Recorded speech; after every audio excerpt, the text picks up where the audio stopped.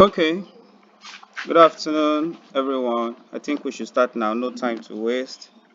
Good afternoon. Hope we are doing fine. Okay, thank God for that. Yes, I received your assignment. I I have reviewed the quiz that you sent, and I saw some scores. I think the highest score so far is 14. That's good. Um, I saw other scores, 7, I saw 8, and all that. All right. Um, as I advise, please, I would like you to make note of those knowledge gaps. All right. Those knowledge gaps. Some of the things you feel, oh, why did I fail this question?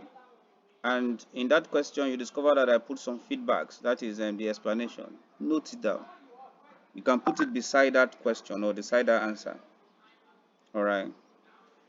Okay, I hope that's clear. So today we want to start with knowledge area 1. Then for other assignments I will review later.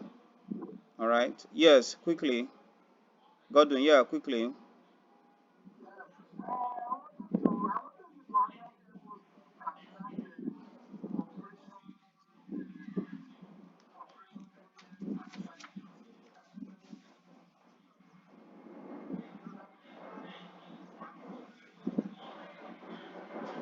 Okay. All right. Okay. So let me pick one answer and use that one to share, right? Just hold on. Let me pick someone's work so we can quickly use that to share.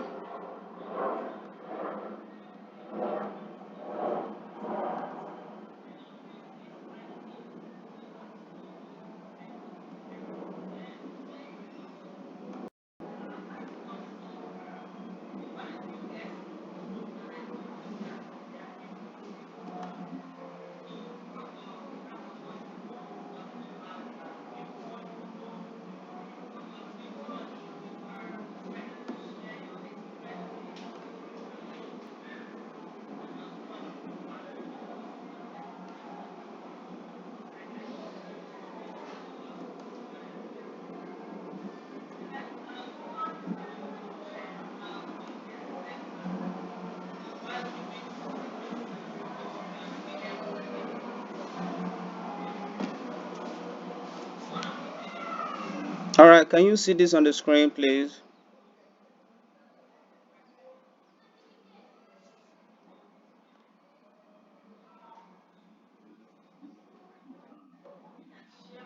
All right, so I will use Wale's own as. All right, so let's look at it together. So the first task there. Remember, the purpose of this task is for us to differentiate the difference between project and regular work. Number one is sending your kids to school every single day. All right, is it a project or operation?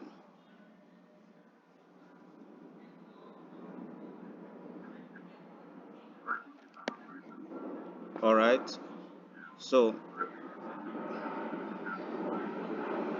exactly. So that is an operation. Okay, so that is correct.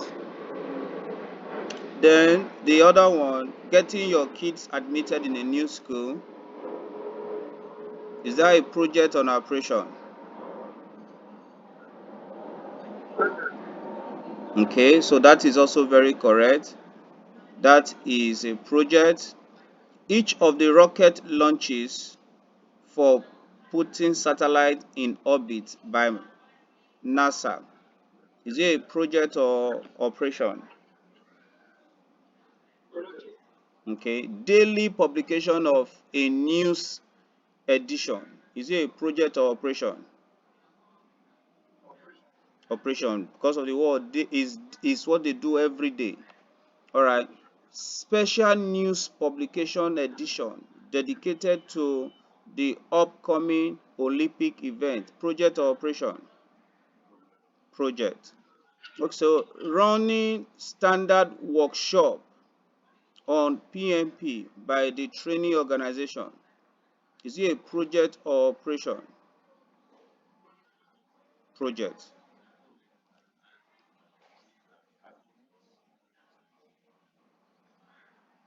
All right. So that is project. So organizing a customized session for a corporate entity on project management to target their needs projects. All right. Soap manufacturing operation. All right. Creation of the first prototype soap project. Yeah. Software maintenance operation, because it's software enhancement project. Renovation of an existing project is a project. Yes, routine financial audit is what? Operation, right? Implementation of a new financial and taxation system project. Extension of an existing building by adding 2 new rooms is what? A project. Installing a product on the client or customer side, is it a project or operation? Let's look at it. We have operation here is a project. All right, because you want to go and is not what you do every day. Is what you want to go and install. All right, all right. So yeah, running of a help desk setup. That is what? Operation. All right. Okay. So installation of a new help desk setup is a project. Hooking up printer to your computer. Operation. No, it's operation.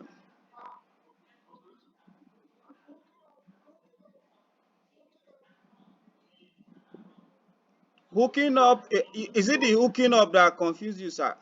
Hooking up is okay. Connect. Let's use the word connect. Connecting a printer to your computer is operation. All right. So catering the inaugural ceremony for the president is what? A big project. All right. So, so I hope we can use this to quickly do our correction. All right. So let's quickly look at what we have for today.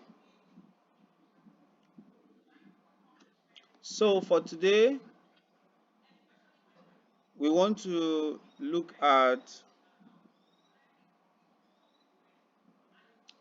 the no, we've talked about the fundamentals, and now we want to look at the beginning, which is refers to as the project integration management. Project integration management. All right. So we're going to look at it without wasting much time. What is integration management? What is our concern as it relates to project integration management? Or better still, what is the essence or the reason behind project integration management? Why do we have to pay attention to it? I would like you to note that the reason why a project manager is employed for a project, or the reason why they need you as a project manager for any form of project, is because of project integration management. You discover that in this class we want to talk about integration management first before we begin to talk about other things, because this is the actual reason why you are recommended or you have been employed to take the role of a project manager in that organization. All right, so take note. So the major reason of a project manager is the role of an integrator. What does it mean? It simply means to put all the pieces of the project together into a cohesive whole. It simply means putting all the pieces of the project together into a cohesive whole. So that is your major function as a project. Among other functions in terms of communications, they are all embedded under that integration.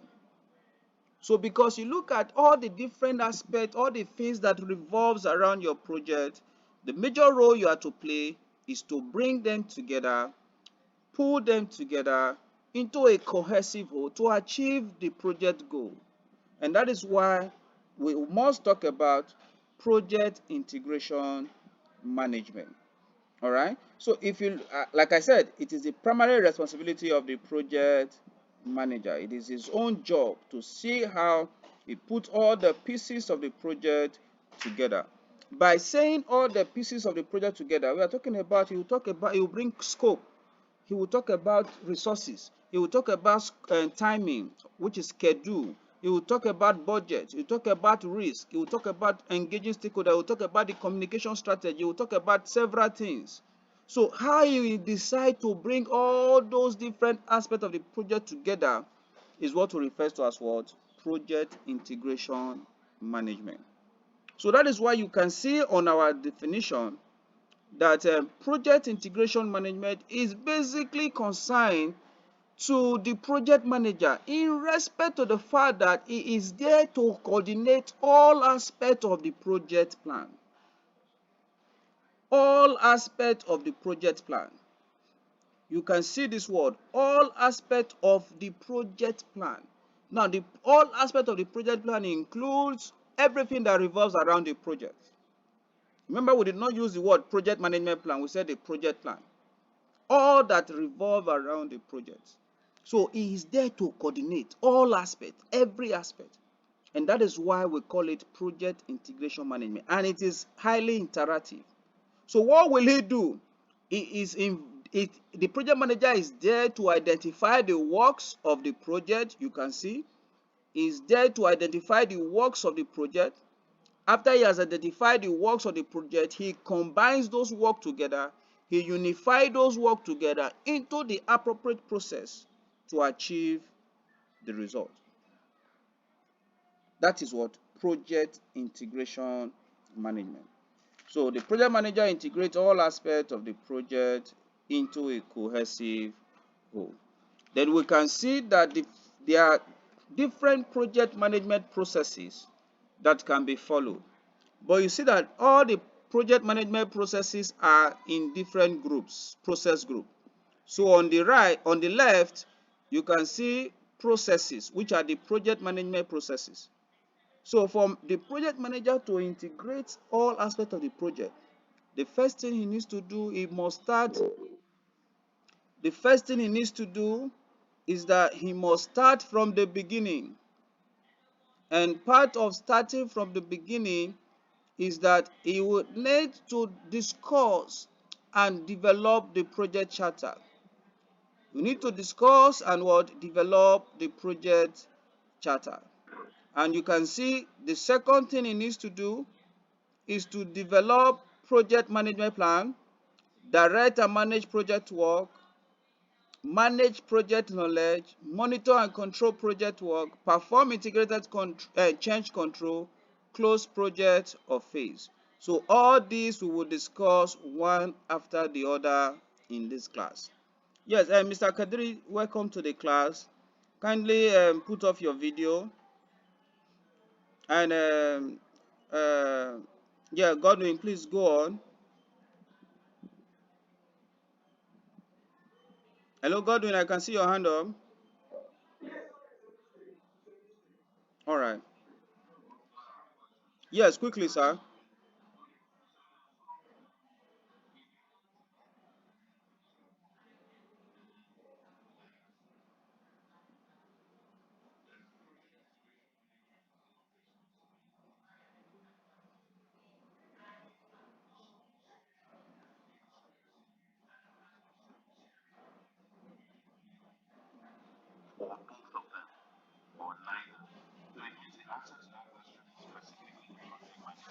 Exactly.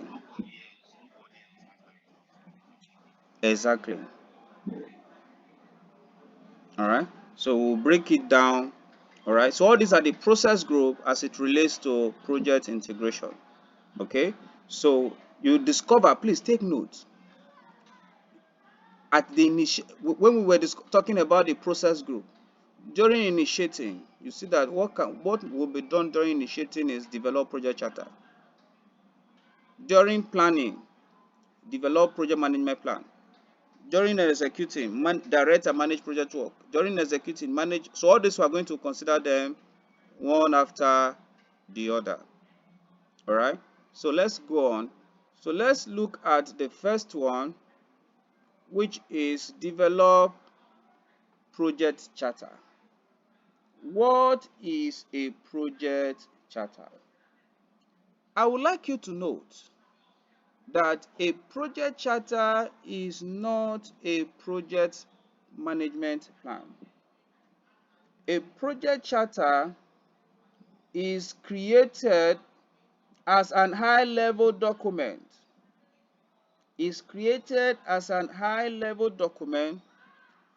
Which is written to acknowledge the existence of a project.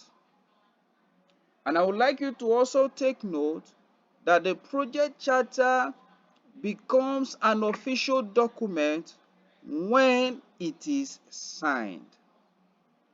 Take note, is it the project manager that is going to sign the project charter? No. Who is going to sign the project charter? The project sponsor.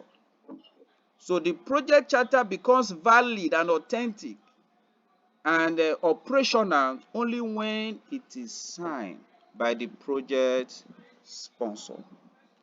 And take note, in every project charter, take note please, in every project charter, the name of the project manager must be documented and the level of rights given to spend the organizational resources must be stated. So which means the project charter automatically is the first document, that it's the first official document that must be agreed on. It brings into existence that of the project. So which means without the project charter, there is no project, because it's a high level document. Now take note, when I use the word, or you are studying and you come across the word high level, note it simply means summary. So the word high level means what? Summary. So the project charter is a summary document that brings into existence the project. It acknowledges the existence of the project. And the name of the project manager must be documented in that project charter. And the authority he has to spend the organizational resources for that project. Take note, the project charter is not developed during planning. It is developed during initiating. All right? Take note of that. Now, some people often ask, is it possible to create the project charter and say, let me adjust it? No. Which means when the project charter has been signed, it cannot be changed. The project charter is the only document that cannot be changed. Excuse me, sir, what do you mean? Note, an attempt to changing the project charter is automatically creating a new project. An attempt in what? Changing the project charter or adjusting the project charter is automatically what? Creating what? A new project. So the project charter, as I said, it gives the project manager the authority to spend the organizational resources. It states the name of the project charter, the project manager, and also it's a high-level document that brings into existence that the project exists. All right. So all these are little things I need you to know about the project charter. Okay. All right. So let's move on. Now that we know what the project charter is, and you can see all these plenty things on the screen, I will leave it for you to study by yourself. All right, so I will do mostly on the highlights, things I need you to know, things I need you to pay attention to. Okay, so I will not be following grammar to grammar as I have on the screen. So that one you can study it. All right. Okay, I hope that's clear, please. All right, so let's move on. So this um, project charter, as you can see on the screen, it gives us an idea of when. Okay, let me start in this context. Excuse me, sir. Is it possible for the project manager to be the one to create the project charter? Yes, it is possible, especially when you work in a functional organization. All right, and you are assigned to do that by your CEO or your head of department. You don't have choice. You can't say no, sir. No, no, it's not the project charter. No, the project charter can create the, and the project manager, sorry, can create the project charter, but it must be signed by the project sponsor. All right, please take note of that. So you can see that at the beginning stage of your project, when you are having that discussion, oh, they just called you on board and this is what we want to achieve, this is what we want to do, and then you guys are discussing the in and out of the project, you're discussing how to achieve it, you're discussing what to do, is giving you a breakdown of what is expected. As long as that time is, you are still talking about the project. So it's more like having, that is just a section of the project charter that will be captured in the project charter, which is what we refer to as statement of work, project descriptions. You are still discussing about the project. You are still looking at the likelihood of what it will cost, when it will take to finish the project, what are the risks involved, what are the resources you need to put in place, what do you require, and all those things. Remember, you are still discussing it at the initiation stage. But when it is now documented, it becomes what? A valid document. All right. So take note. Excuse me, sir. Is it a must? I must have the project charter, or I must collect the project charter? Yes, it is a must. Either it's a small project or what? A big project. Now, what do we do during the project charter? You see that during the project charter, what we do, we identify the stakeholders. So I would like to rephrase this question. What are the questions you should ask during the process of developing the project charter? You can see the way I rephrase it. So if, for instance, you have been assigned to develop the project charter in your organization for a project that you guys want to work on, the question is, you are going to ask yourself, what am I supposed to do during developing the project charter? The first thing that you are expected to take note of is the stakeholders. Why? Because it is at the beginning stage of the project. Who are the people involved in the project? And you got to begin to think of how you are going to meet those people involved in the project so that you can know what they are expecting in the project, in terms of risk, in terms of requirement, in terms of several other issues. Then also, from that information you get from them, you begin to define the product scope, define the project objectives, success criteria, and all the necessary documentation.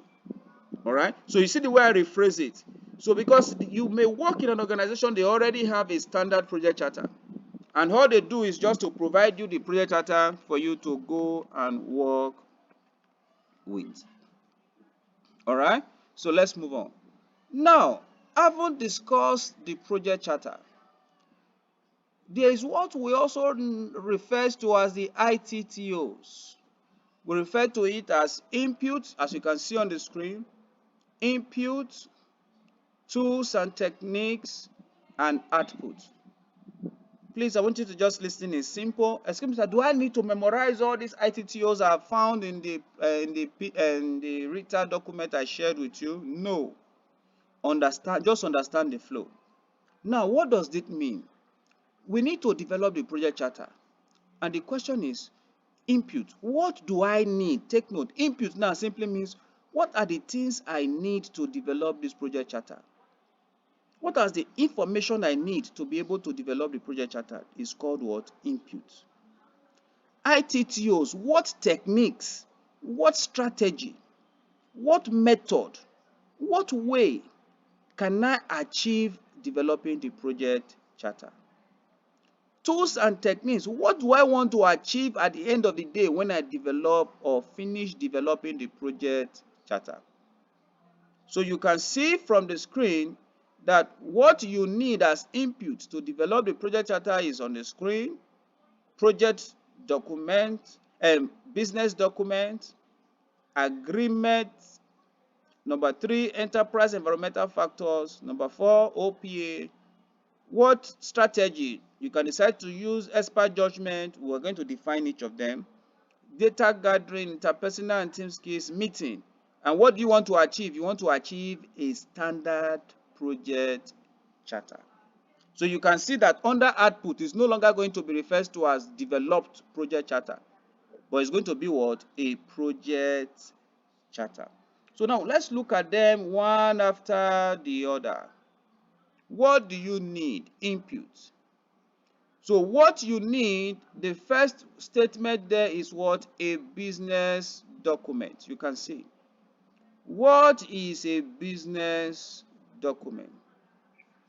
A business document automatically, in a simple term, or just put it in mathematical term, business document is equals to business case plus benefit management plan. So which means the business document is made up of business case and benefit management plan. Excuse me, sir. You are going to come across some terms. I want you to take note of these terms. Somewhere we will still explain before you skip me. Business needs. Business need. Just write it somewhere. Business need. What do we mean by a business need? A business need, in a simple term, or in a layman way, we can say that what the business is expected to achieve. What the business is expected to achieve. We can refer to that as what? The business need. Do you get that, please? What the business is what? Expected to achieve. So what the business is expected to achieve, or what the business is expected to achieve, is what refers to as what? The business need.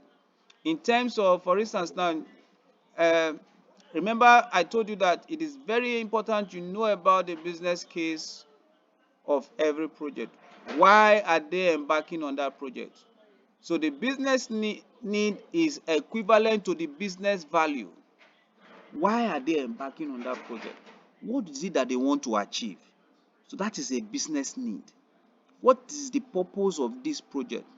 Now, the business case is now a justification explaining the viability of that business need, explaining that it is possible to achieve that business need. That becomes the business case. And that justification or explanation is what I refer to as the financial why. So we can say that we have a business document, which is made up of a business case and a benefit management plan to achieve a business need. The business need is what the organization wants to achieve. The business case is the feasibility studies, the justifications, especially the financial implications, explaining that that particular business need is going to be viable or achievable. That becomes what? The business case. Then the business or the benefit management plan explains the strategic why. What is going to be the benefit of this project as a whole to the organization? That becomes what? The strategic why, which is the benefit management plan.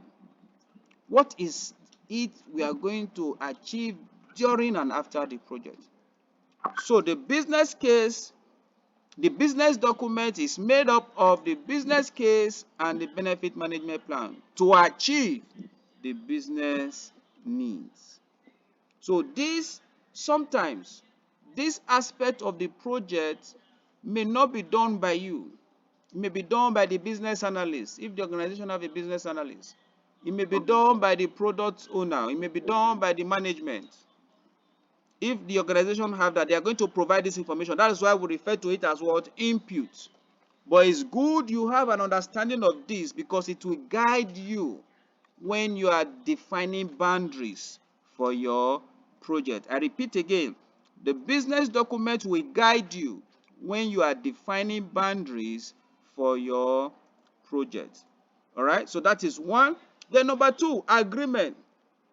Agreement in this context can be a contract, it can be an MOU, it can be an SLA, it can even be an email sent to you from your boss instructing you that, oh, Wale, there's a project we are trying to work on. I would like you to review these documents and I'm assigning you as the project manager. That becomes an agreement. But a contract is often used when we are dealing with external body, external organization. Is known within that organization. So an external entity or external organization is going to come from outside to take care or take charge of the project. Okay, so that becomes what? An agreement.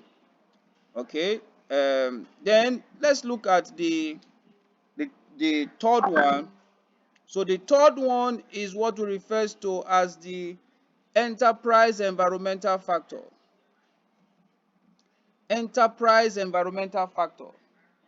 What do we mean by the enterprise environmental factor? What is the essence of the enterprise environmental factor? The enterprise environmental factor in this case is simply saying that there are some company's cultures, there are some existing system in the organization, there are some organizational structure and hierarchy that is outside the control of the project manager. The project manager, in a simple word, there is nothing he can do about them. That is what we refer to as enterprise environmental factor. That is why on the screen you can see that it refers to those factors outside the control of the project team or the project manager because they have a significant influence on the project. It is outside the power of the project manager. It is outside the power of the project team. They cannot do anything about it. All right, that is what enterprise environmental factor is. More like the company's baggage. There's nothing you can do about it. Example, as you can see on the screen. Take note. These enterprise environmental factors influences how the project will become. Example, if you look at it is divided into external and internal. Example, political situation. All right, before you develop any project, you're going to look at the political situation. So political situation can have a way of affecting how you define the project in the long run. So for instance now, in my organization, I'm working on a project where we are developing a payment solution. Now in that payment solution space that we're trying to develop, we are looking at the political situation of no cash. It's going to become an enterprise environmental factor. We cannot control it. So let's assume we have a payment application ready, no cash and no fuel, all the situation happening in the economy will have an effect on that. So that there's nothing the project manager can do about it. That's why I refer to it as what? Internal, external environmental factor. Then competitors in the market. You can't go to the market and meet your competitors and tell them to change their strategy. There's nothing you can do about it. That is enterprise environmental factor.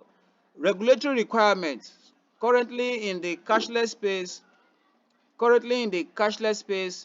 the CBN have provided a new regulatory requirement. You can't withdraw more than some few amount over the counter. That is regulatory requirement. So if I'm developing a payment application, I have to put that into consideration. There is nothing I can do about that. And even the geographical location of your project site, there is nothing you can do about it. You can't tell your organization who is trying to develop, or who is like a telecommunication company and it needs to plant a mast at Bonu, or maybe one of those community in Bonu for network, and also to aid the ability to track all the bandits and their communication activity. That's okay. Now let's go and install a mast at one village in Borno. There's nothing you cannot meet your boss or your organization and say no. Instead of putting that mast in Borno, let's go and put it in Calabar. It can work. There is nothing you can do about it. We refer to them as enterprise environmental factor. It can be external, and also it can be what? Internal. Yes, Godwin. Hello, Godwin. You raised your hand.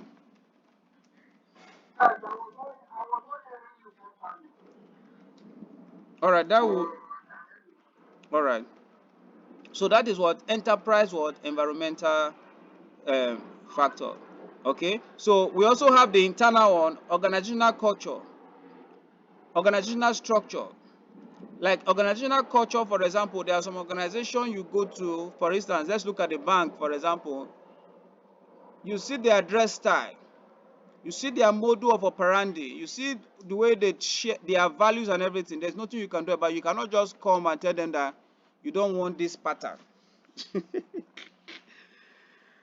It is what? Enterprise environmental factor. The organizational structure, all these are things that it can have a way of influencing the success of the project. So why are we discussing it? Because it can influence the success of your project, and you must know about it. Influence in such a way that it can either bring positive impact or negative impact. So that is why it is an input while you are discussing about the project charter. Then the other thing again as an input is the organizational process asset. The organizational process asset, as it sounds, is those valuable processes, those items. Let's say, for instance, you embarked on a project some last month, and you have some documentations, or you were able to develop a policy for the organization relating to projects. Automatically, that policy becomes an asset of reference. It stays in the organization. Every time the organization make reference to those policies, it becomes an OPA.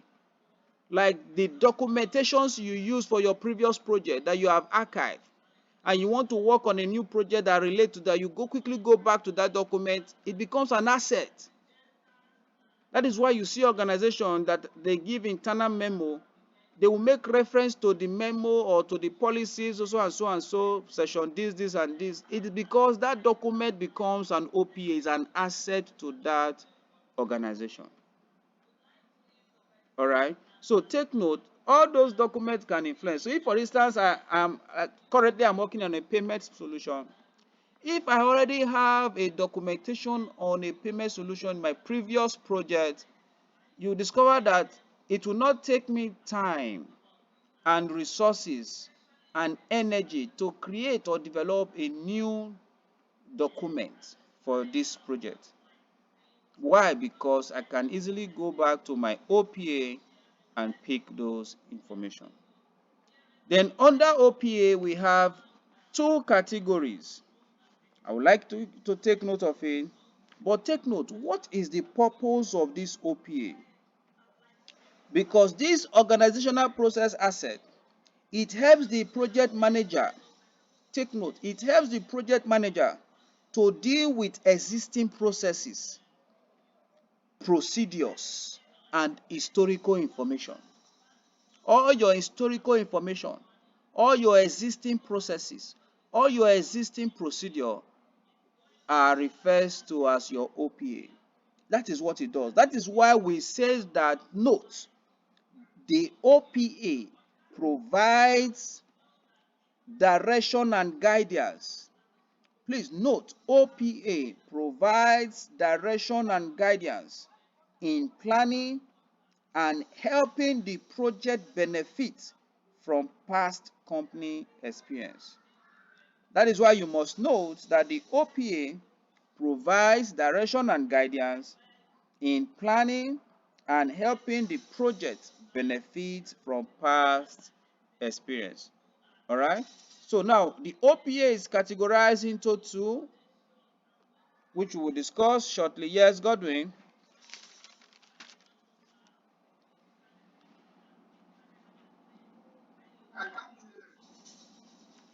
Hello, Godwin. You raise your hand.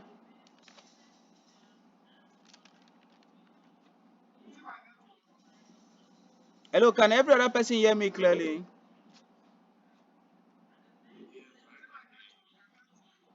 Ebere, what about you? Can you hear me clearly?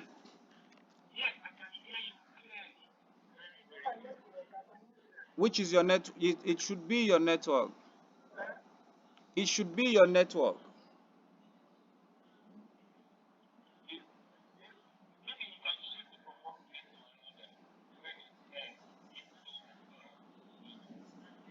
All right. Under the OPA, as I said, please take note. I said that they are in two categories. They are in two categories. All right. Category one, as you can see on the screen, that category is referred to as a process, policy, and procedure.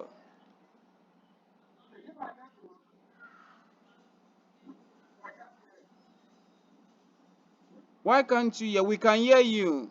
Can every other person hear me? Mr. Kadiri, can you hear me?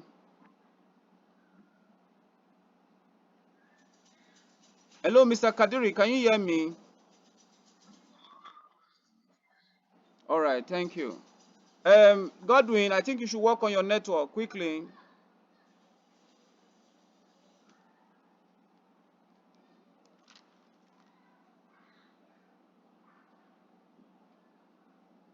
All right, so let's move on. So as I was saying, the OPA, we have the process, policy, and procedure. All right, example of such. Example of that OPA, we have the continuous improvement, quality assurance, change control, all those human resource management. All right, all these are example of process, policy, and procedures. All right. Then under the corporate knowledge base, that is referred to as historical record and lesson learned. All right. So I would like you to recategorize it. We have two categories of OPA: process, policy, and procedure. I've given the examples, which examples are like quality assurance, documentation, continuous improvement documentation, human resource management, change control, etc.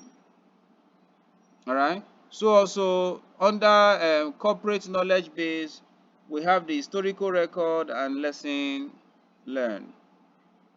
Okay. So now under the corporate knowledge, we said historical records and lesson learned. So what is lesson learned?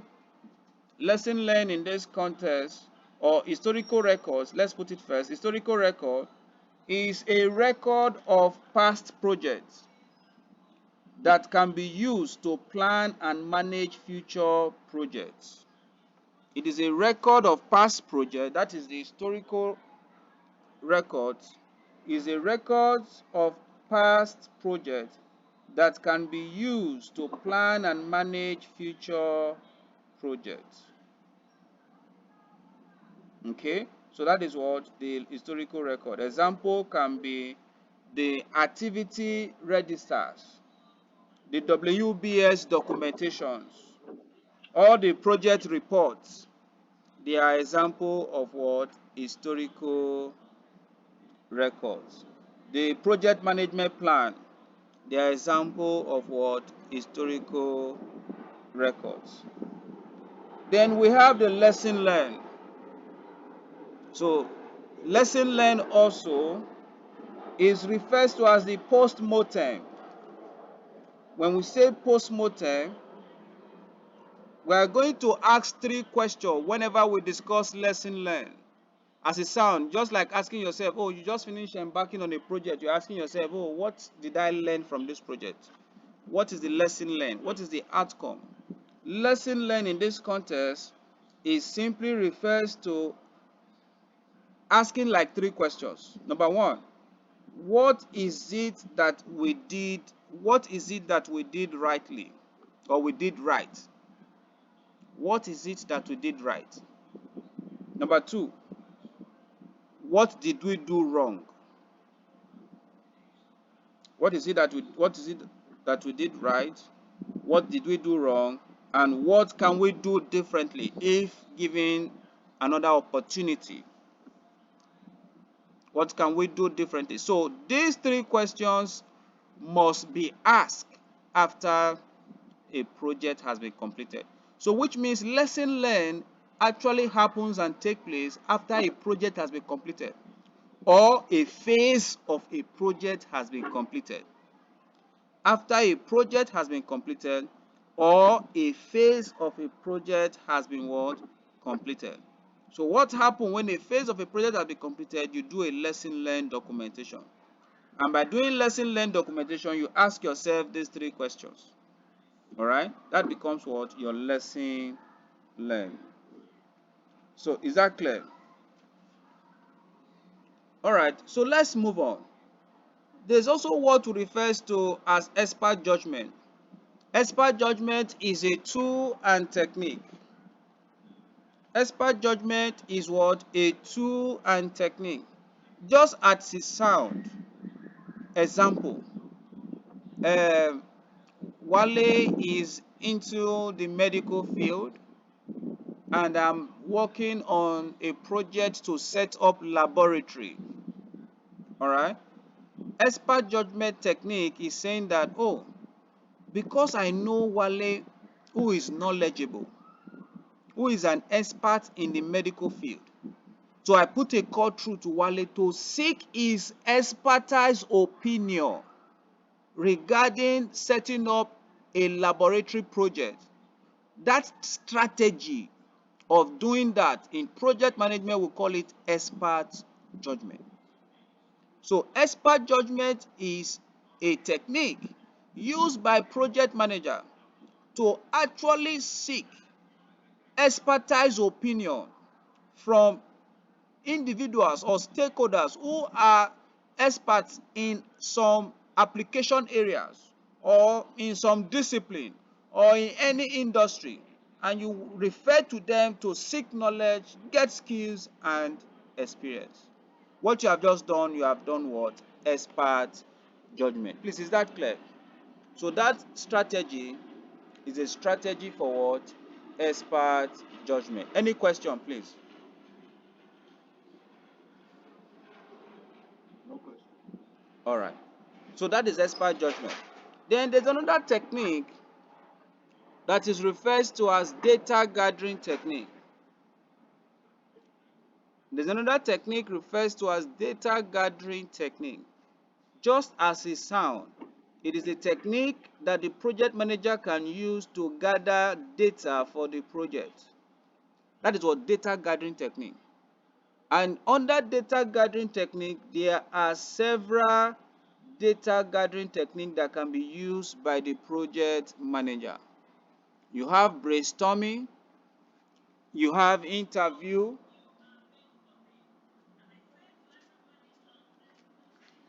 you have brainstorming, you have interview, you have questionnaire, you have focus group, you have survey, different data gathering techniques.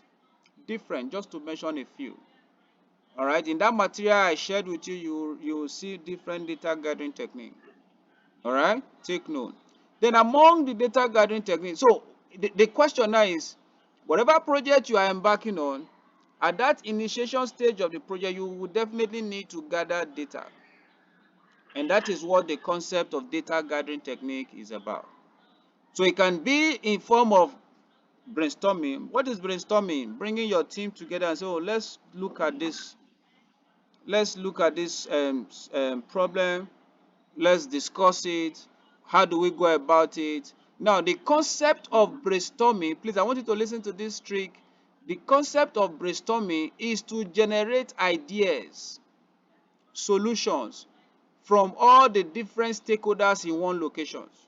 So brainstorming is actually that strategy you use when you bring the marketing expert, the engineering expert, the IT expert, the surveyor expert, everybody in together and say, okay, this is the project. Let's brainstorm. What are the strategy we should use?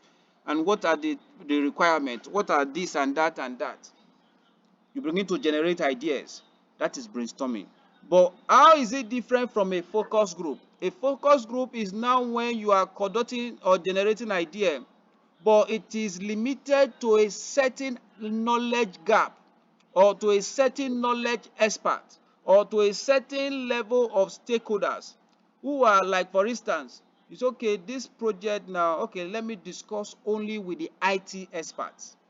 So you bring out the IT experts in your organization together and you are discussing the project with them. What are you doing? You are generating idea. That method of generating that idea is called the focus group. Why? Because it is limited to the IT expert. But by the time you bring the IT expert together, bring the engineering together, bring the HRO, bring the consultant, bring everybody together, what are you doing? You are brainstorming. So all these are others we have mentioned are what we refer to as data gathering technique. They are simply those techniques that we use to gather data. All right. We have interpersonal and team skills. All right. In the business world today, interpersonal and team skills is referred to as the soft skills, or some people refer to as people skills. How those skills that you need to manage people. All right. So those skills that you need to manage your team members, manage the stakeholders, is what we refer to as what? Interpersonal and team skills. Example of such, you have conflict management skills. You have facilitation skills to be able to lead a discussion, meeting skills, um, negotiation skills. Which other one again? Networking skills, communication skills. All these are examples of interpersonal and team skills.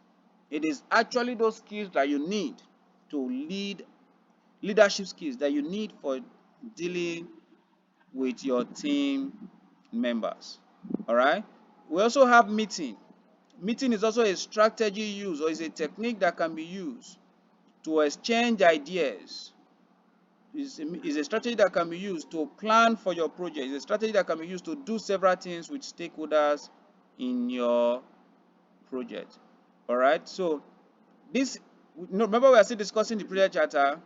We have discussed the inputs, we have discussed the techniques, and we are discussing the output. So what becomes the output of that project, of the project charter, is the project charter itself. And I want you to also take note, this is just the content of the project charter. So every project charter can have this or more in it. All right, you can see the content of the project charter when it's now finally out. The project title, the project manager, the business need, why they are embarking on that project, what they want to achieve, the justification, that's the business case, the resources, the stakeholders, the description of the product itself, all the constraints, all the milestones, the small budget they have in mind, the risk, then approvals. All right. But you may come across other templates that have more or less. It doesn't make it different. All right. So which means it is actually customizable to suit your organizational need. Is that clear about the project charter? All right. Then the next document is what? Develop project management plan. I would like you to note that the project management plan is made up of subsidiary plans. Example, please take note, sir, that there is no particular document referred to as the project management plan. So which means the project management plan is like an integral document that warehouse all other plans. So which means just like you have the Bible, in the Bible you have different books of the Bible. Genesis is a plan, Exodus is a plan, Leviticus is a plan, Matthew is a plan, Revelation is a plan. All of them put together is now what form the Bible. So you can't refer to Matthew as just the Bible. You can't refer to Genesis as just the Bible. All of them put together forms the Bible.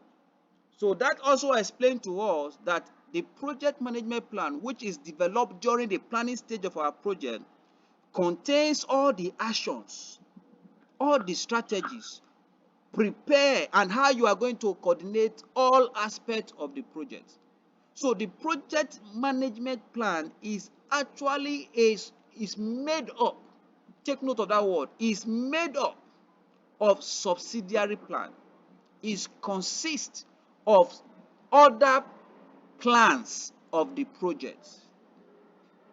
So plans for stakeholders, plan for scope, plan for cost, plan for resources, plan for closing the project, all put together is what forms the project management plan. So the project management plan is like having a folder that contains all the different plans of each aspect of your projects. Hello, is that clear? That what becomes the project management plan. So that is why you can see on the screen key benefits. You can see on the screen where we said that it becomes a central document. The project management plan, it becomes a central document that defines all aspects of the project. That becomes what? Our project management plan. So you can see it is very easy and simple. All right. So now, what do I need you to take note of? Please note that the content of the project management plan varies, is depending on the project, which simply means the project management plan for project A can be different from the project management plan for B and be different for the project management plan of C. Is that clear, please?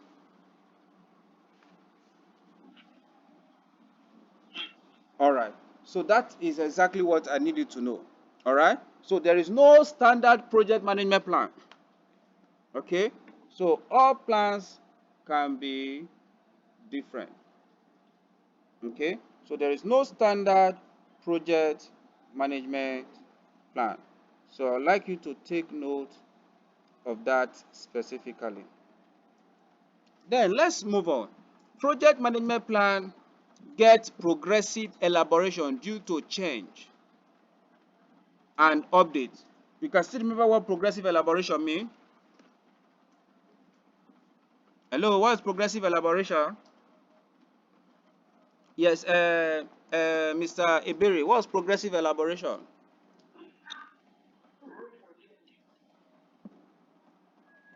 Mm, not necessarily room for change. Progressive elaboration.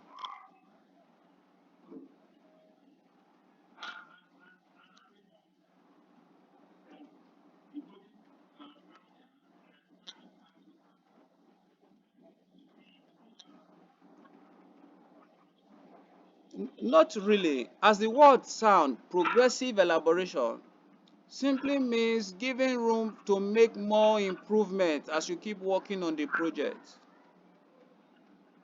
I didn't want to use the word room for change because if I use word room from change, it's most likely going to look like an agile scenario.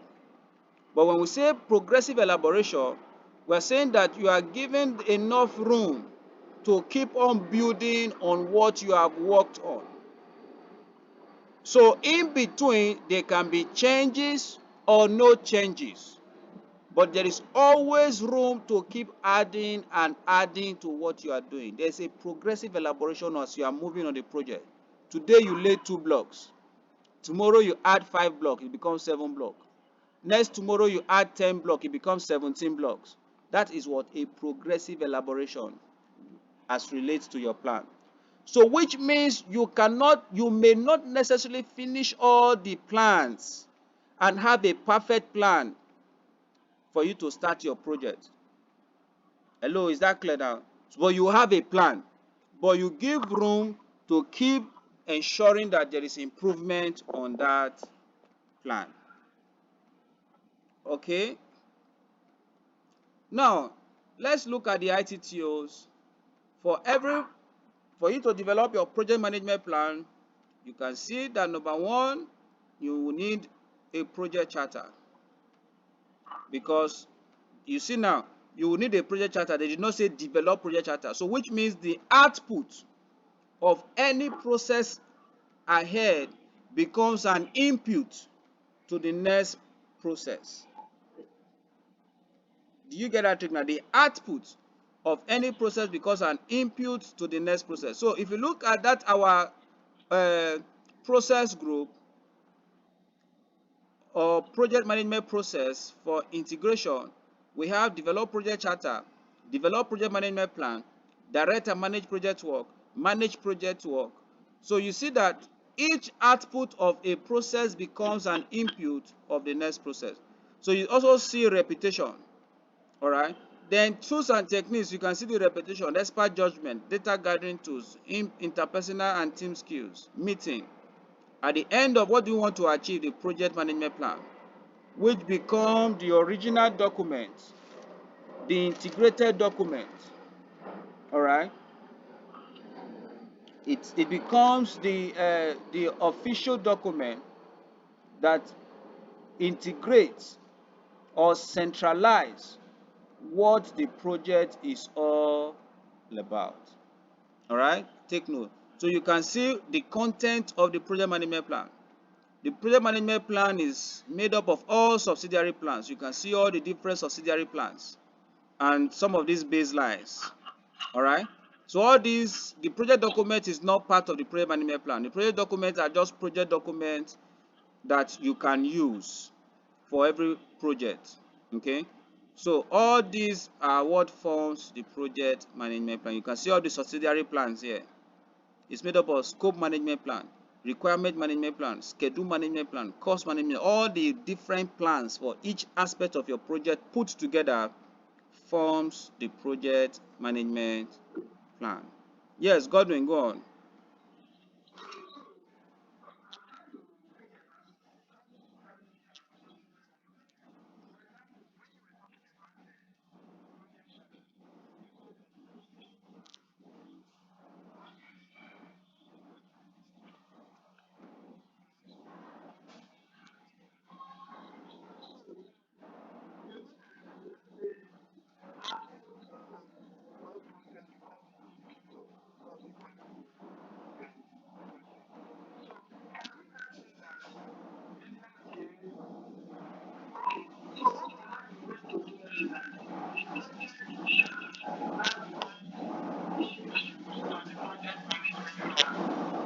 Exactly.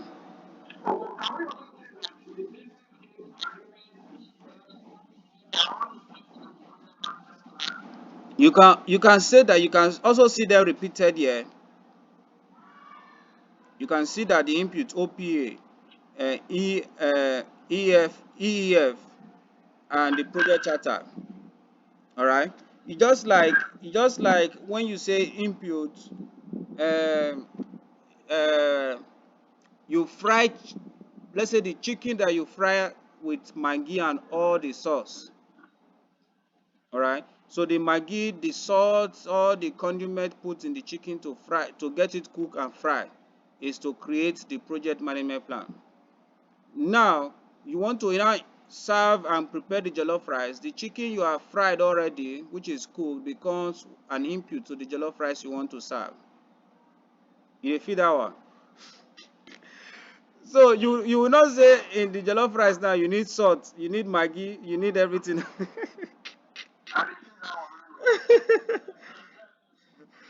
Don't mind me, Jerry. All right. So that is it. It becomes an input. All right. Hope that is clear. Okay. Yes. Ask me.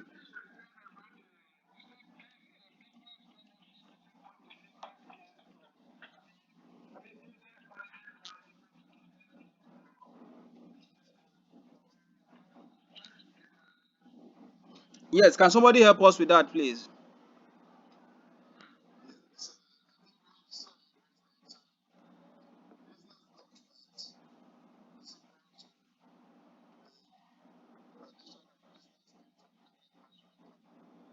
Thank you very much.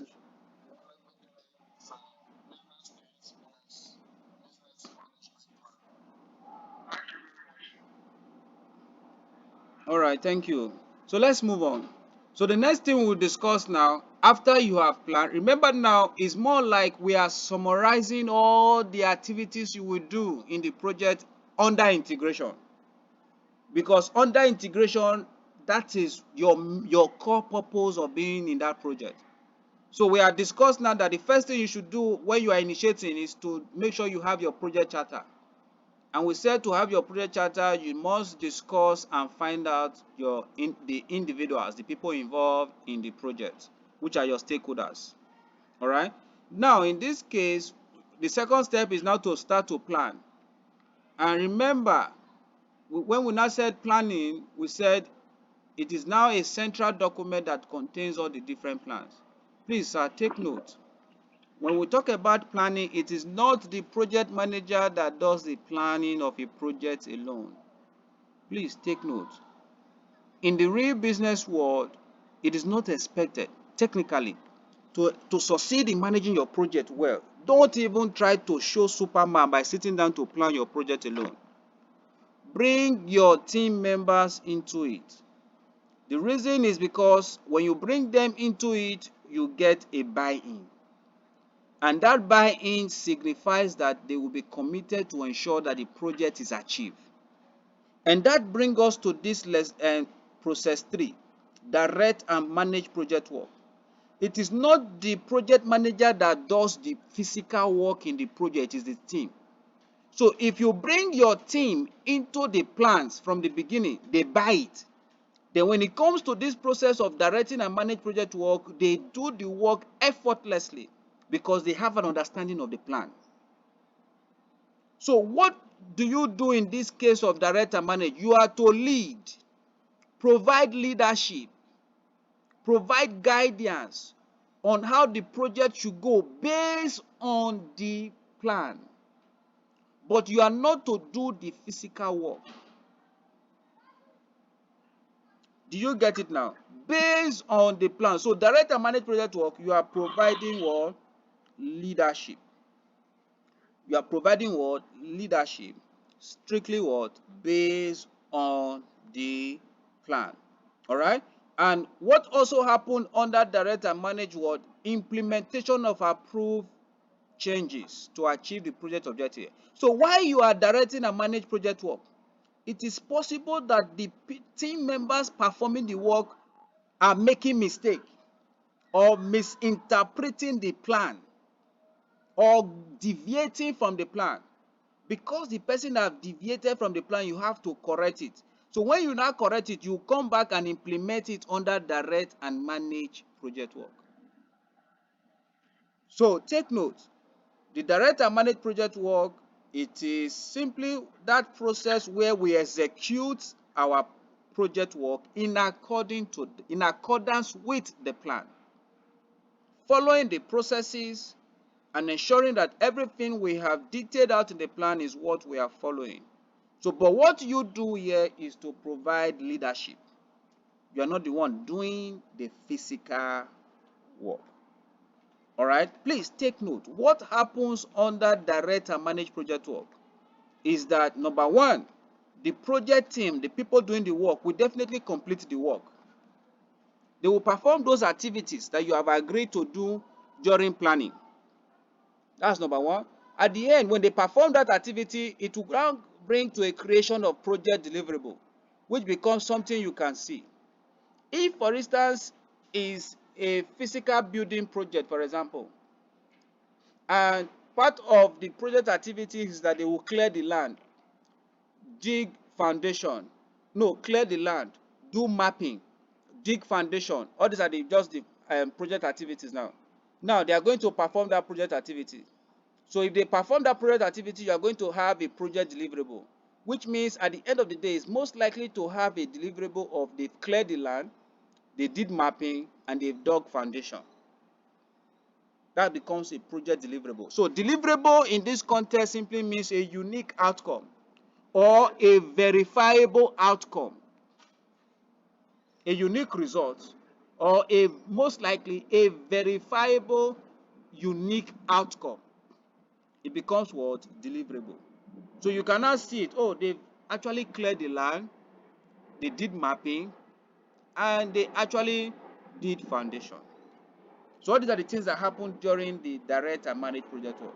So during the executing of your project, this happens. So during the executing of the project, the team members perform the work, they create the deliverables. Then here, the project manager, number 3 now, it is not you that create the project deliverables. It is not you that perform the work, which is 1 and 2 is not done by you. But 3, 4, 5, 6 is actually done by you, the project manager. You manage the team members, obtain and manage the resources you have. You are going to get the team members the resources they need to perform the work.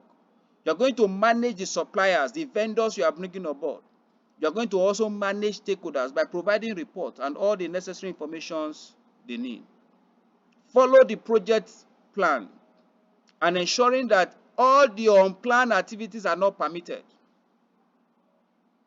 and making sure you collect the work performance data.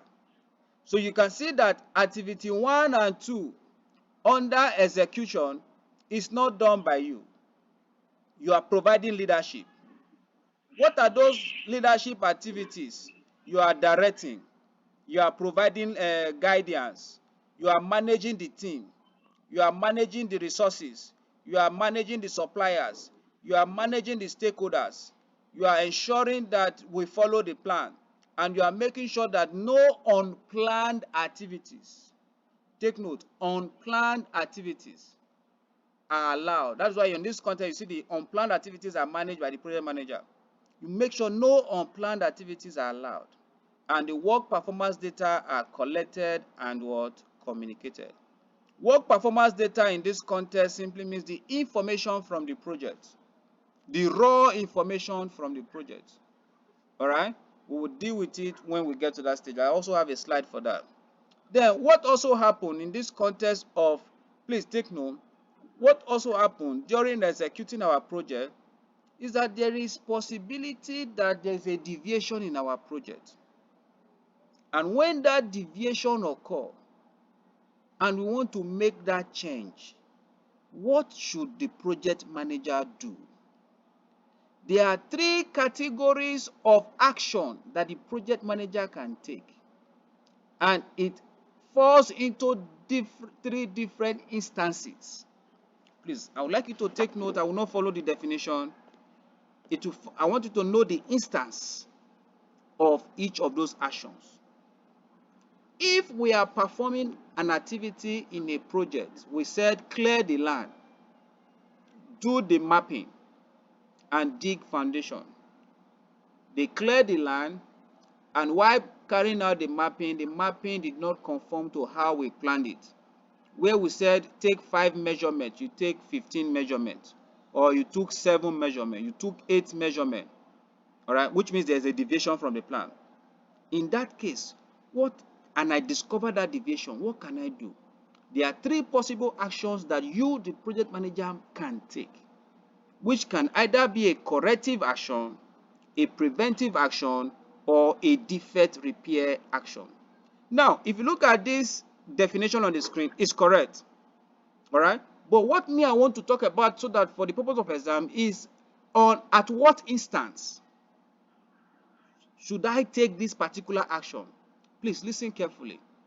Corrective action I can take a corrective action in a project I am supervising when I discover an error or my team discover a deviation in the project that we are embarking on from the plan, and I decide to take that action to ensure that later on in the project there is no such deviation.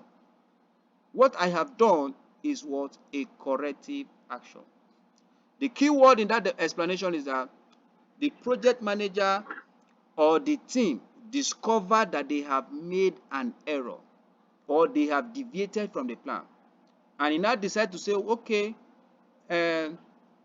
because I said you should measure 5 and you now measure 7, next time when we are doing any measurement, I'm going to assign somebody to be in charge of measurement alone so that no mistake. What have I done? I have carried out a corrective action. So because I have somebody whose original work is to provide measurement, then there's going to be what? That becomes a corrective action for other future project performance. But take note, it was the project manager or the team that discovered that deviation. Preventive action. The instance it occurs is that action a project manager can take when he perceive, you see the word perceive, or foresee, or look like there is going to be a possible danger or error on a particular task. Then he decide to take an action to make sure that that error did not even occur. Is what we call preventive action. It has not occurred yet, but he decided, he perceived that if I allow Wale to do this task, he may not likely get it. You know what? Okay, let me send Wale to 2 weeks training on how to perform that task. And Wale went for 2 weeks training and is now well grounded. So when he performed the task, he will get it rightly. But it is not like Wale have performed the task, but I can only perceive from experience that Wale can most likely not give me the result I want. Okay, let me give Wale more training so that when it's time to perform the task, he gives me a better result. That becomes what? A preventive action. A defect repair action is that action that takes place when it is not the customer that discover, when it is not the when it is not the when it is not the project manager that discover, when it is not the project it is not the team members that discover it, but it is now when the customer came to inspect what has been done. He now discovered that no, I did not ask people to measure this part of the land. I only told you that I want my land to be built on a 50 centimeter or 50 meter by 100 meter in this part of the land. So I was expecting you to occupy the back side, not the front side. So that becomes a defect repair. All right. So a defect repair is also refers to as a rework. Do it all over again. So when a customer is now the one that discovered the error by himself, that action you should take is what refers to as a defect repair, which also refers to as what? A rework. I hope that is clear. Any question for me? All right. So what are the outputs? I will not focus on input and tools and technique because some of them will be similar, but I will just be focusing on the output since the output becomes an input to the next process. What are the outputs? Deliverables. The team members is going to provide a unique verifiable output, deliverables. Work performance data, issue log. In case there is an issue, you will register it. Change requests. Anything that happened during execution, you make note of it so that you can take decision. All right. So all these are the explanations as I have explained. Verifiable products, you can read it. Now, there's something I would like to quickly talk about. All right, before I look at this next one, which is this on the screen. All right, work performance data. What is the concept of work performance data? I would like you to note that the concept of work performance data is actually the initial measurement or details obtained from the project activities. Or in a nutshell, let's rearrange that statement. We can say that they are those raw observations, those measurement activities, or those detailed activities that you have gathered during the project execution. So take note, that work performance data is actually gotten from the performance or the execution stage of your project. Example, like I mentioned, I said clear, map 5 centimeter, and dig foundation. Work performance data is now getting the raw information that actually happened. All right, did they clear? Yes, the land was cleared. They did mapping, but instead of 5%, the mapping was 7%, 7 centimeter. They dug the foundation. So the raw data, the raw observations that you saw during executing of your project, which is different from the plan now. You plan A, B, C. Then while they are performing A, those things you observe, those information, those data that you gather while they are performing those tasks, it becomes what we refer to as work performance data. Example, today's class is supposed to start by 12 on the dot. If I'm to provide a work performance data after the class, and simple things is like, oh, the class actually started, the class was on 12 o'clock, and 2 people were clocked in, and we have to wait for others. Now, in a real sense, did the class start 12 o'clock? No, we started about 10 minutes past or 15 minutes past. That raw information becomes what we refer to as work performance data. Then there is also what we refer to as work performance requests and work performance information. Work performance information is now when the project manager picks the work performance data and go back and analyze that work performance data in comparison with the plan. It becomes work performance information. Do you get that now? Work performance information is when the project manager pick up the work performance data and analyze that work performance data in conformity with the project management plan. Whatever discovery that is made during that analysis, it becomes work performance information. Then there is also what we refer to as work performance report. Work performance report is now when the project manager begin to send, or he organize that work performance information into a reportable mode and send or dispatch to all stakeholders. It becomes work performance report. Do you see those 3 statements? Work performance data is gotten from the execution. Then the project manager picks it and sit down and compare it with the plan. It becomes whatever information he has gathered from that analysis, it becomes work performance information. And that work performance information, if you decide to now put it in writing and send to different stakeholders, it becomes work performance report. Is that clear, please?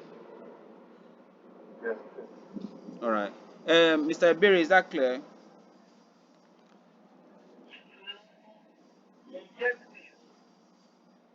All right. Don't worry. Don't worry. It may be looking very, everything may be looking scattered. Don't worry.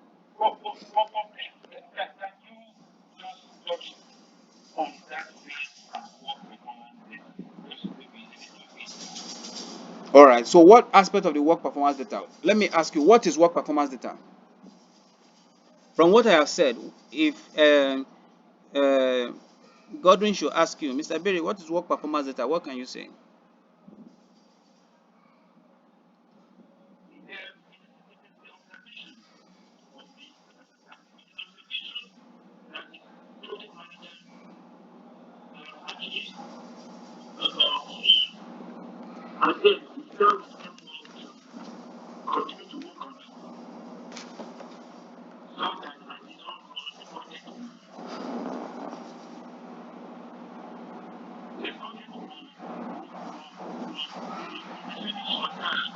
Okay.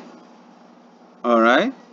All right. That's okay. So, what is now work performance report and work performance information?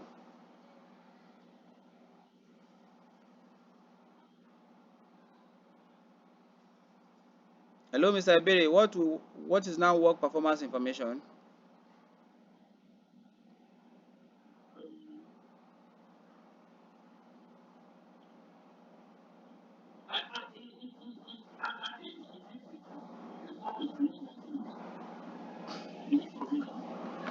All right. Okay. And let's hear from Godwin. Yes, Godwin, what do you want to say, please?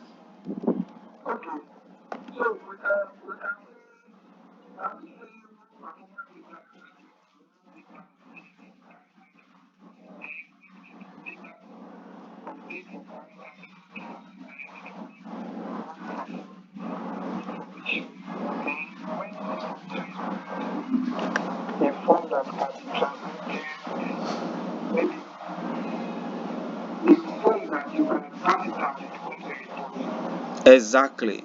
Exactly. Did you get that, Mr. Iberi?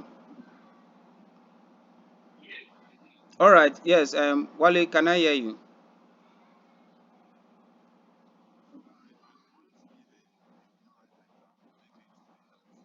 All right. Please go on.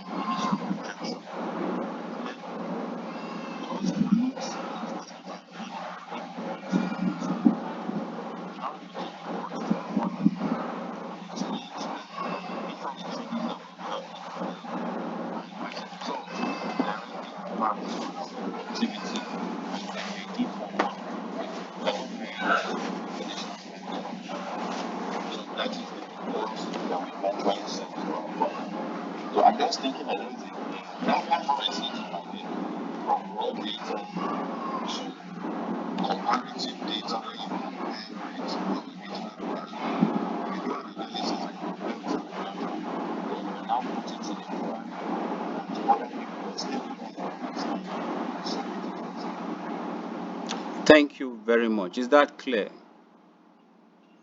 Godwin, is that clear? And Mr. Iberi, is that clear? All right. Uh, yes, Godwin, you wanted to say something?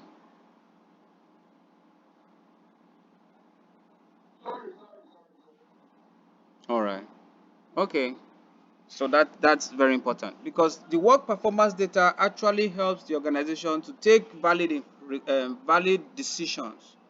All right. So it helps the organization, just like as he mentioned, they have to request for more funds to hire more hands to be able to meet their target. All right. So that is very, very correct. So the next process under execution, while we are executing our project, there's what we call manage project knowledge. It's simple and short. Your OPAs. Remember we said your OPAs is made up of your corporate knowledge base and your processes, policies, and procedures. Managed corporate knowledge is taking advantage of your existing informations, either the corporate knowledge or the policy, process, and procedure that you already have in your organization for the purpose of the project you are working on.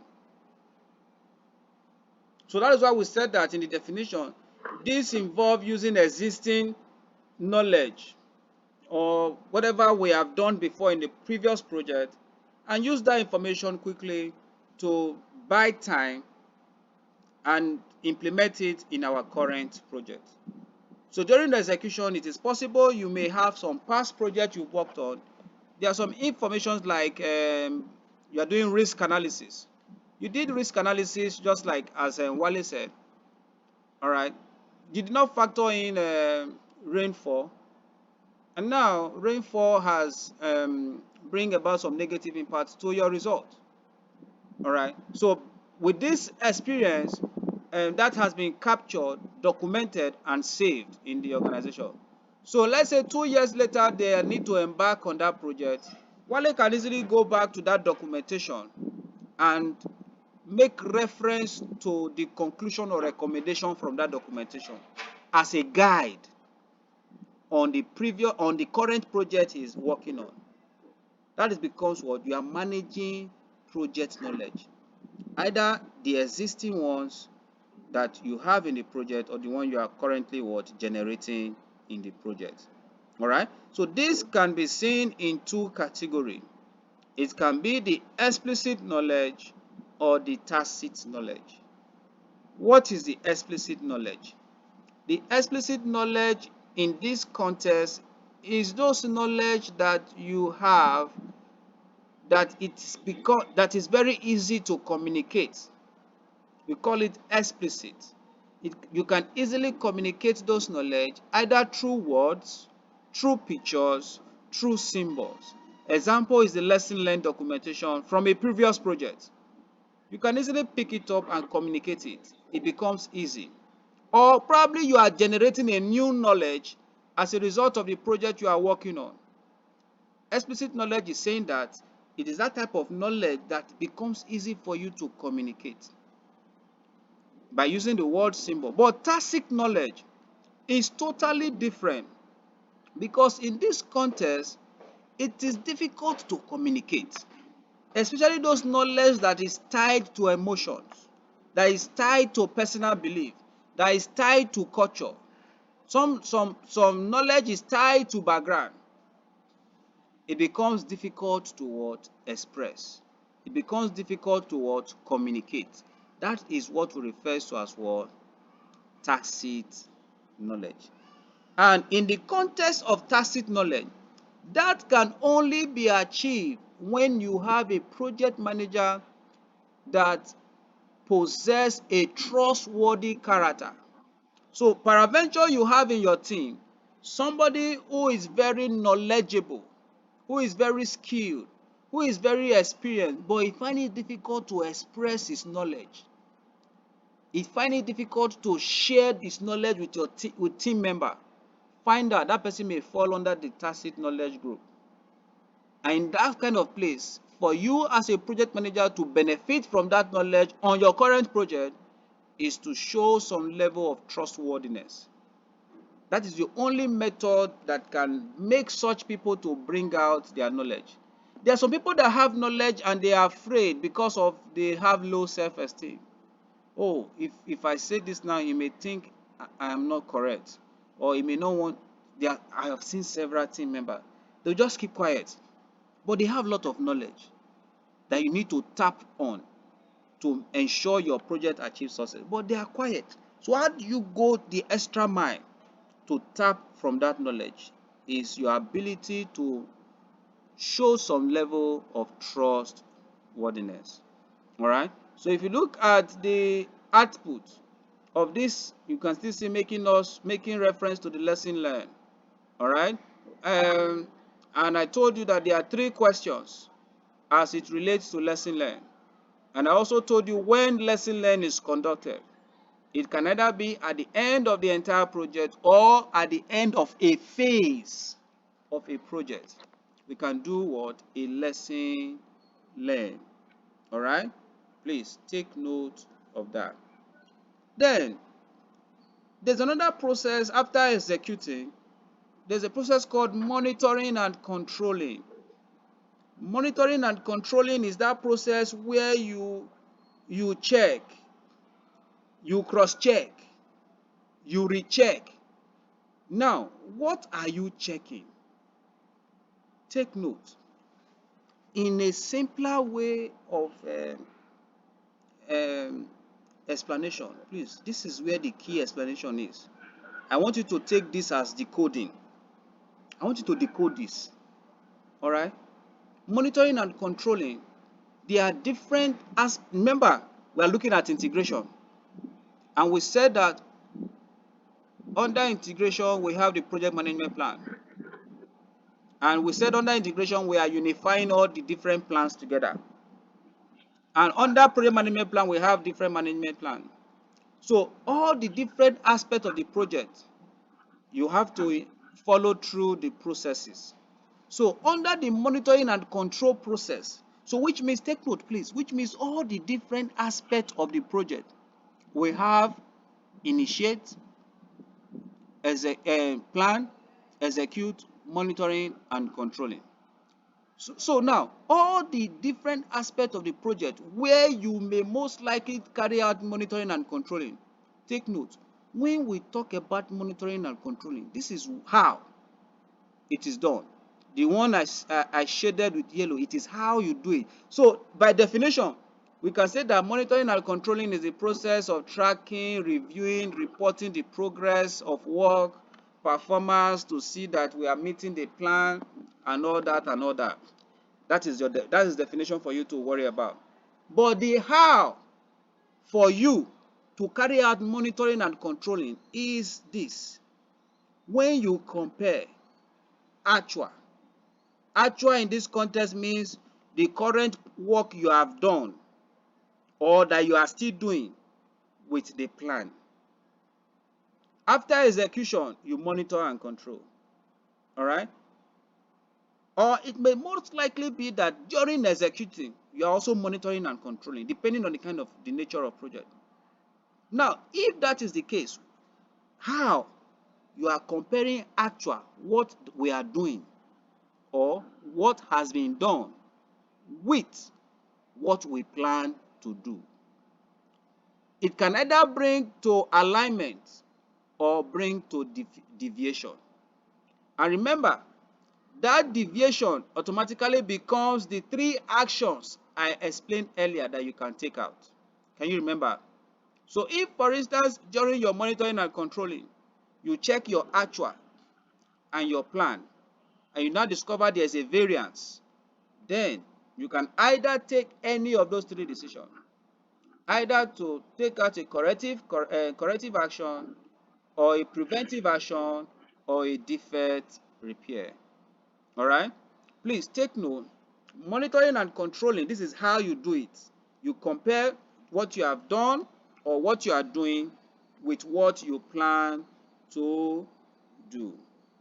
All right? What is the key benefit of this process? It allows stakeholders to understand the current state of the project, the steps that have been taken, if we are following the budget, if we are following the schedule, and possibly if we are going to finish, or we can even forecast if in a case where we are not following the schedule. Is that clear, please?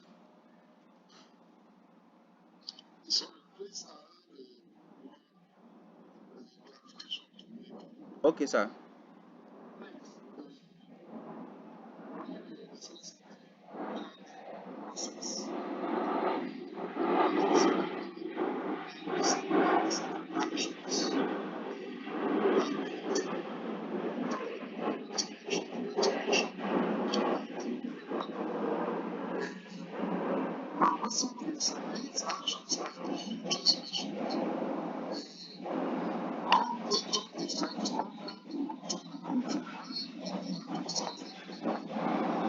No, we didn't discuss it on that. It was during execution.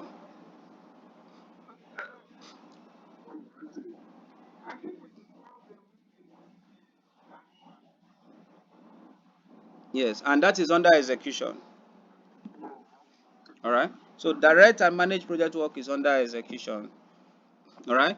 And that is why I mentioned that we have seen instances when we are carrying out our project and execution is going on and monitoring and controlling is going on instantly. All right.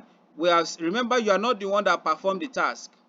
All right. While the team members are performing the task during the execution, you can stand there as you are monitoring. You can be carrying out monitoring and controlling while the team members are executing. Remember, you are not the one that actually do executing. Under executing, you provide leadership. Do you get now? But on All right. But while monitoring and control take place effectively while the process is on, so that you can easily checkmate it and minimize the level of deviation that can occur. But for the purpose of understanding, we're going to look at it separate. But most often, both of them work hand in hand, depending on the kind of project you are working on. There are some projects that they have to do, you come back and check. But there are some projects, as they are doing it, you are controlling it. All right, yes, quickly.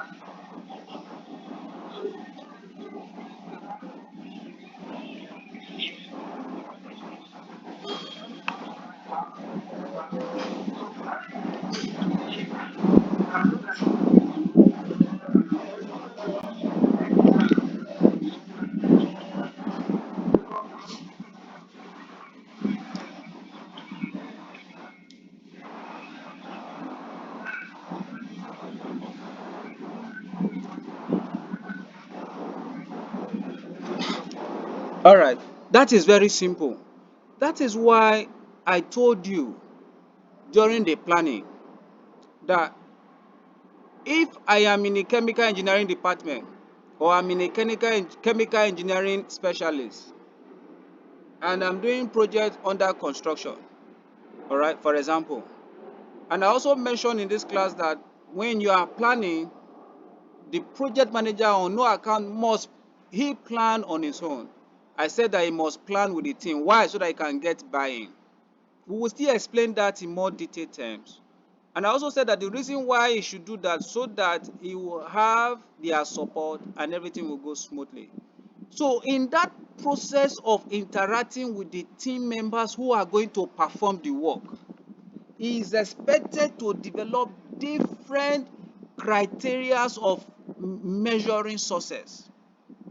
So when we are making plans, I'm going to ask you, okay, in this task of laying foundation, what are the series of project activities that you will need to do to achieve foundation? You are going to measure it. If you are lying, your other team members will object that you are lying. So that is why we said during our project charter, we said that we have different techniques.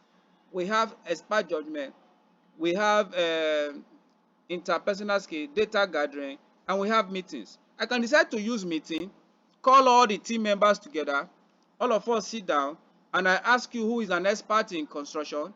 And if you are telling me, Robbie, somebody is there that will fault you, somebody that is there that will say, no, what you are saying is not right, somebody who is going to tell you about experience. Do you understand, sir? Also, I can decide to use expert judgment. Oh, let's say I've discussed with you, I can decide to look for somebody who is an expert in that field. I will go and verify. Do you understand? So it is in my own personal interest and reputation management to do a background update of what I need to know to ensure that what you will do or what you are doing is correct and is standard. So after we have met and we have had our plan, I can go. I will not sit down. I'm going to do expert judgment. That's why we discuss those techniques. I'm going to ask somebody who is experienced, who you don't know. He's going to tell me some information. He's going to analyze what you have written for me. He's going to check and correct it. And I'm going to monitor based on the standard that others have set. Is that clear now? All right. So on that monitoring and control, the major thing, the output of our monitoring and control process is what? Discovering a change request, which means if in the process of comparing the actual with the plan and we now discover a variance, that variance automatically will now lead us to make a change request. And what is a change request? It's simply saying that, oh, there's a deviation from the plan and we need to make an adjustment to suit the plan. That is simply a change request. So a change request will be issued.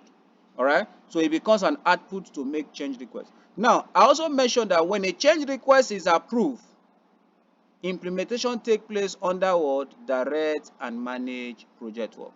So under execution, implementation takes place. Then under change request, what happened again? Work performance report will be provided. Just like in the example Wale cited for us, they imputed after all the work performance data, they generated the information, work performance information, and they discovered that there's a deviation result of the rain. And from that deviation, they want to issue a change request. And a change request in that context is saying that, oh, we need more hands so that we can easily meet up our testing requirement per day, per week, and per month. And you have to send that information through a report, which become a work performance report. Do you get that now? So if that information goes out and the necessary stakeholders take decision and is approved, he must come back. He must come back to update the project management plan to state that yes, we have adjusted our resource base from 5 to 20 so that we can meet up. He will adjust the project management plan. Which aspect now? The cost. The cost of resources that was 20 million is now 50 million. I don't know if you are getting it now. So that's why you can see project management plan updates, project document update. So which means he must do an update of all these documents. Is that clear, please? Yes, yes. All right. So now look at the tools and technique. You can see expert judgment. You can see data analysis. Data analysis in this context is explaining the fact that Wale sat down and compared the actual results of the testing with the planned results. That information, that process is become what? Data analysis. He analyzed the data. He got the data and analyzed the data. Then he sent that report to management and management take decisions. So you can see the technique. Expert judgment, data analysis when you are doing your monitoring and controlling, because you will do compare, variance will occur. And you must compare, you must find out why. Why are we not following the plan? Before you know why you have not following the plan, you must know that you have not following the plan. So what inform your decision to know that you are not following the plan is because you did what? A data analysis. And we have decision making and we have meeting. Is that clear, please? Yes, All yes. right. So you can see work performance report, which can either be in the form of status report, memo report, information note, recommendation, update. All these are different reports. All right. Mr. Iberi, are you good to go? Are you clear? Hello, Mr. Iberi, are you still with me?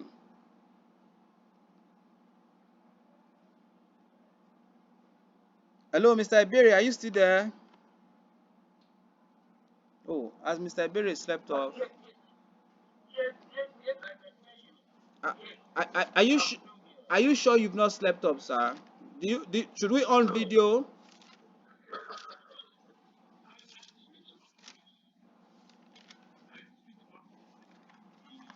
The mic. I understand. All right. Now, please take note of what we want to discuss in the next few minutes. All right. If we can achieve this to step 6, we can even close. All right. So that the information will not be too much. All right. But I want you to take note of these processes that I want to talk about. Perform integrated change control. All right. Now, the need for a change request. Every change request that is that is issued or detected as a result of deviation can only be performed under this process of perform integrated change control, which means among your project plan, you must have indicated the process flow of how to implement changes as it relates to your project. You must have agreed from the beginning, when we discover any change, this is the process flow that we must follow to implement that change. And that is what I want us to discuss. So we will discuss now the perform integrated change control. So take note, the perform integrated change control is the process in your project management process where you review all your change requests. One, approve all your change requests or reject all your change requests and manages all your changes as it relates to the project. It can either be a change of scope, can either be a change of project and charter and project management plan. It can either be a change of resources. It can either be a change of budget, or which is cost. It can either be a change of risk plan. All right. So whatever change that must take place in your project must happen under perform integrated change control. So perform integrated change control is that process where you sit down. Who does perform integrated change control? Take note, it is not done by the project manager. It is actually done by the change control board. Who is the change control board? The change control board, which is the CCB is responsible for reviewing and analyzing change requests in accordance with the change management plan for the project. The CCB is responsible for reviewing and analyzing change requests in accordance with the change management plan for the project. Okay? Which can either be to approve, postpone, or reject the change. Which can either be to approve, postpone, or reject the change. Note, the CCB decision must be documented in the project change log. In the project change log. I told you, this process is not done by the project manager alone. It must have been agreed upon. Now, and I said, who carry out this process? I said the CCB. Now, the next question now is, who are the member of the CCB board? The project manager, the customer or the client, the experts, the sponsor, the functional managers, and others that you may have agreed upon to be member of the change board. Who is the head of the CCB? It is not the project manager, but rather it is the project sponsor. Whoever is the project sponsor automatically is the head of the CCB for your project. Okay, so the CCB is that aspect, or the change control is that aspect that you identify, document, approve, or reject changes to your project document, to your deliverables, to whatever aspect of your project. All right, and it must be in accordance with the change management plan. All right, is that clear, please? All right, so also take note, when a change is approved or rejected, it must be documented in the change log, like, oh, this change request that I sent to the CCB, they have approved it. And when it's approved, you send it back to the document to update that the document, the project, the so changes have been approved for implementation. Okay, take note of that.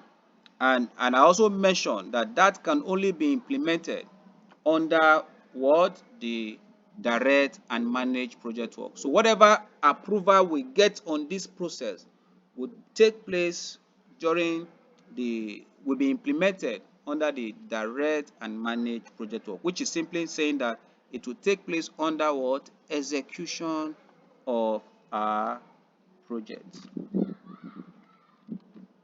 Is that clear, please?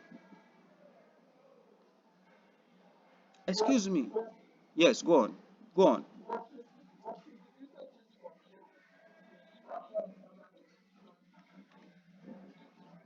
Yes. It is performed under the monitoring and control process group. So two things under integration is done under the monitoring and control process group. Perform integrated change control and uh, and no, no, it's not direct and control project work. Monitor, monitor and control project work and perform integrated change control. All right. So now there's something I would like us to discuss about, which is very important. How do we make changes? Is there a process flow? Excuse me, sir. Is it possible that the project manager cannot make change at all when it comes to change or making change to the project? Or is there a way the project manager can make change to the project? Yes. Please listen. The project manager can make change to a project that will not necessarily have to go to the change control board. Excuse me, sir, please don't confuse us. I don't understand. At what instance can the project manager make change?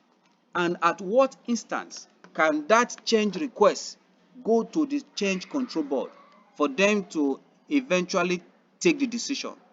Please, I would like you to take note of those two scenarios. The only instance the project manager can make change in a project is actually when there is a change request. And when that change request came in, the project manager eventually investigate and analyze the impact of that change request. If the impact of that change request after evaluation is going to affect other constraints, remember we mentioned it some time ago, is going to affect any other constraint in the project, the project manager hands off and send that change request straight to the CCB board for approval. But if that change request is not going to affect any other constraint, the project manager has the power and right to effect the change immediately. Example, Wale gave us a scenario. Assuming the Wale team needs urgent human resources and they discover that that urgent human resources will not affect their budget. You will agree with me, Wale, that you will have no need of sending requests to the management for approval for more funds. The reason why request for approval for more funds was sent is because that while making adjustment to the plan, which is the change request, you discover that there will be a need for more funds. So that has an impact on other project constraints. Remember, you are getting more team members to work. How does that now go and affect money, which is your budget? How does that now go and affect more fun? So which means you've already checked the impact that, oh, bringing extra hands will mean we'll have more money to pay them.